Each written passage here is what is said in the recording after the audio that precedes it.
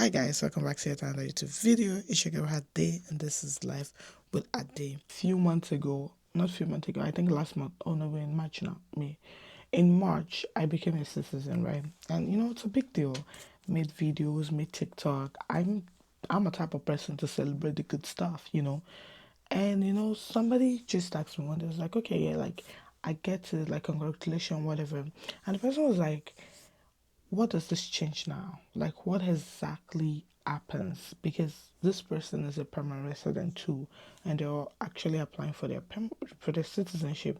And the question was like, what difference does it really make when I become a citizen? Like, what are the benefits? What are the things that I enjoy? As a permanent resident that we did enjoy a lot of good things. Like, there were things that you have access to because you're PR and everything. Good stuff.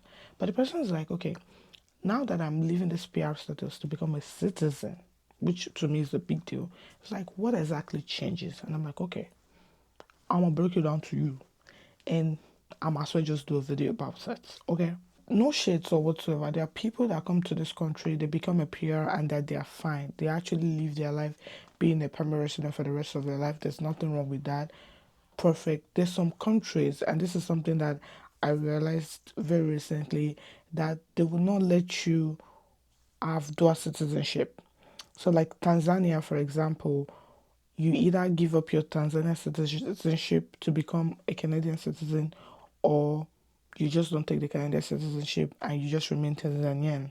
So, this whole time, so if you choose to remain a Tanzanian, if that's how I'm supposed to say it, you would you would have your PR and you just remain the citizen of that country. But if at all you want to be a citizen of Canada, you have to like revoke your Tanzanian citizenship. So if you're Tanzanian, you cannot be a dual citizen. And that's just mind blowing to me. But I guess that's another conversation we'll get into. So for me, first of all, like what are like the benefits? Say you become citizen, first of all, what are you like? What are your rights? What are you enjoying? I think the first thing is very, very obvious. Like, obviously, I get to vote. So, again, if you don't know, Monday was the general election in Canada, and it was the first time for me voting ever, and also voting in Canada. And it was just so surreal that I get to go and decide to vote. Voting has always been something more just, it has actually always been an interesting concept because, like, oh, we have a bunch of people that cannot vote, like, you don't count. And we have a bunch of people that, like, you guys want to hear what you have to say. I'm sorry if that sounds eh, condescending, Jesus. But my point is that you get to vote, you get to decide, you get a voice to decide in a country that you live in, work in, and everything. And your voice actually matters. So, yes, you get to vote, you get to decide to be voted for, like you can decide to be a candidate. So who knows, in the next election, maybe Precious will be running for office. Who knows? But this is the perk that I enjoy as a Canadian citizen, right? So this is one of the things, you get to vote and everything. And this election period was so nice. There's so many things. I'm a political science student, and there's a lot of things they teach you in class, like they teach you theoretically, but just having to like experience it in person, practicalize it, it's very interesting. I campaigned, like I was a volunteer for an MP's campaign in Mississauga. It was very nice. It was a very nice experience. You learn a lot of things about yourself. You learn a lot of things about the country. You learn a lot of things about these candidates and why actually you want to vote them. You decide on the party. You decide why you're liberal and why you're not conservative, or why you're NDP and why you're not conservative, or why you're NDP or why you're not liberal, or why you're Bloc Québécois and you're not liberal. Like there's just a lot of things. Like what exactly is going on? What exactly am I trying to achieve? So it was a very nice experience, and as a citizen, I highly recommend. The second thing for me, as one of the perks to enjoy when you become a Canadian citizen, is the passport. Hello, you get to enter 180 countries for free. visa, I mean, not for free, you pay for your flight ticket and shit, but visa free. You don't have to be doing, oh, I'm applying for this, I'm applying for that. 180 countries. All you have to do is show them your blue passport. I'm gonna put a video of me unboxing my passport somewhere here, but it was such a nice moment. It was such a nice reflection moment. It's like, I'm a Canadian citizen and I get to go to all of these countries. But they're mainly European countries, but it's nice. It's just a very nice feeling. Number three for me is the job opportunities. There are jobs, federal jobs, but there are jobs specifically only restricted to Canadian citizens. If you're not a Canadian citizen, don't even think about it. Your citizen is in progress, you are homeless, don't even think about it. They will just bounce you out. So there are jobs that are actually designed that if you are a Canadian citizen, apply for this job. And they are not jobs with small money. The starting pay, very sick. And you bet that I have been looking into those, but they are mainly, I think for sure, one thing I like, one connection I can connect with the job is that they're mainly jobs of like national security. So when we're talking about CIS, that's the Canadian Intelligence Services, they only hire Canadians. So, and obviously this makes sense because it's the security of the whole freaking country. So why, yes, we need people that are for us. So yes, the CIS I know for the armed forces, and this is like the Canadian armed forces, like the army, navy, and whatnot. They just fairly recently started hiring permanent residents, but for the longest time, it has always only be Canadian citizen, and the only difference now is that if you're a Canadian citizen, your process is faster than the permanent residents because when you apply to join the army as a permanent resident, there's a lot of work they have to do to verify that from your foreign credentials, everything, just to make sure like your security, your background check, everything is fine. But it's just easier for you to enroll if you're a Canadian citizen because you know the country has already done the whole job before they made you a citizen, that kind of thing, right? So that's another good perk of being a citizen. They're just jobs that you're just like, hi, I'm a citizen, can I get it? And they're like, sure, why not? That's it, it's for you.